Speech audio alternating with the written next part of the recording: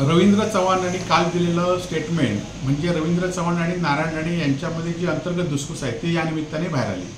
खरं तर काल रवींद्र चव्हाणांचा नियोजित दौरा होता आणि त्या दौऱ्यामध्ये 10 वाजता ते शासकीय विश्रामगृह कणकवली येथे येणार होते आणि हळवळ उड्डाणपुलासंदर्भात त्यांनी त्या कामामध्ये बदल सुचवले होते आणि ते काल लवकर झालं पाहिजे म्हणून मी आणि कन्हैया पारकर त्यांना शासकीय विश्रामगृहामध्ये जे कार्यकारी अभियंता आहेत सरोगड यांच्या समोरच भेटलो आणि त्यांना पत्र दिलं आणि हे काम लवकर होण्यासाठी तुम्ही त्यात बदल सुचवू नका असं त्यांना विनंती केली आणि त्याचप्रमाणे आणि खरं तर उद्धवजींचा सिंधुदुर्ग जिल्ह्यात जो दौरा झाला आहे त्या दौऱ्याबद्दल भाजपच्या लोकांनी सगळी धडकी भरलेली आहे।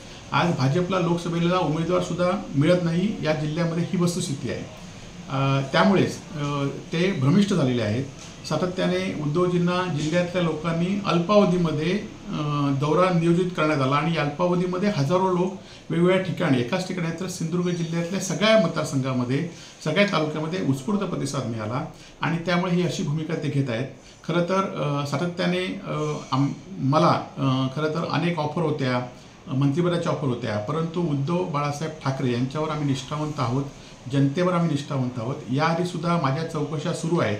खरं तर या चौकशा सुरू असताना सुद्धा 20 वर्षातला हिशोब मी त्यांच्याकडे दिलेला आहे, तरी पण 1 रुपयाचा भ्रष्टाचार ते काढू शकले नाही ही वस्तुस्थिती आहे। आणि माझं भाजपच्या लोकांना आव्हानच आहे की तुम्ही अनेक लोकांना ईडी लावता, CBI करता, त्याचप्रमाणे त्यांच्या चौकशा लावण्याचा प्रयत्न करता, परंतु माझ्या या चौकशा लावून तुम्ही 1 रुपया तरी माझा गैरमार्गाने कमाल दाखवा आणि माझ्यावर जी कारवाई करायची ती करा। आणि अशा बातम्या पसरल्यामुळे लोकांमध्ये संभ्रम होणार नाही तर निश्चितपणे लोकांना सुद्धा कळून चुकलेलं आहे की सातत्याने जी माणसं चांगली काम करतात, जी माणसं प्रामाणिक आहेत त्यांना आपल्यामध्ये ओढण्यासाठी अनेक आमिषं द्यायची, ती आमिष न दिली तर त्यांना बदनाम करण्यासाठी प्रयत्न करायचा। परंतु विकास कामासंदर्भात सुद्धा आम्ही आदित्य ठाकरे यांच्यावर चर्चा केली होती की विकास कामासंदर्भात जास्तीत जास्त आपण प्रयत्न करायचा आणि त्यावर पालकमंत्री रवींद्र चव्हाण हे सुद्धा अनेक वेळा सकारात्मक असतात, परंतु त्यांच्या आणि राणेंच्या या वादामुळे काही गोष्टी त्यांच्याकडनं होत नाहीत ही वस्तुस्थिती आहे।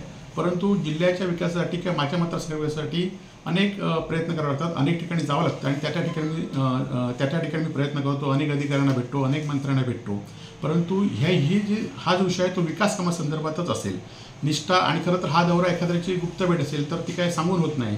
ही खुलेआम रेस्ट हाऊसमध्ये शासकीय अधिकाऱ्यांच्या समवेत या ठिकाणी त्यांना भेटलो। अनेक आजसुद्धा आयुष्यमान भारतचे अधिकारी ओरसमध्ये आले आहेत, त्यांनासुद्धा आज भेटणार आहे।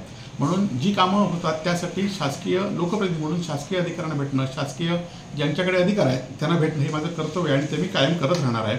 आणि त्यामुळे अशा बदनामीकारक बातम्या करून खरं तर तुम्हाला आता जनाधार कमी होत चालला आहे, तुमचं पितळ उघड पडलं आहे। उद्धवजींचा झंझावत आज संपूर्ण राज्यामध्ये उद्धवजींचा आहे, त्यामुळे आदित्यजींचं झंझावत त्यापुढे तुम्ही टिकणार नाही तुम्हाला कळून चुकलं आहे आणि त्यामुळे तुम्ही पक्ष फोडताय, कार्यकर्ते फोडतायत, परंतु आमच्यासारखे प्रामाणिक कार्यकर्ते, आमच्यासारखे प्रामाणिक शिवसैनिक तुम्ही फोडू शकत नाही ही वस्तुस्थिती आहे।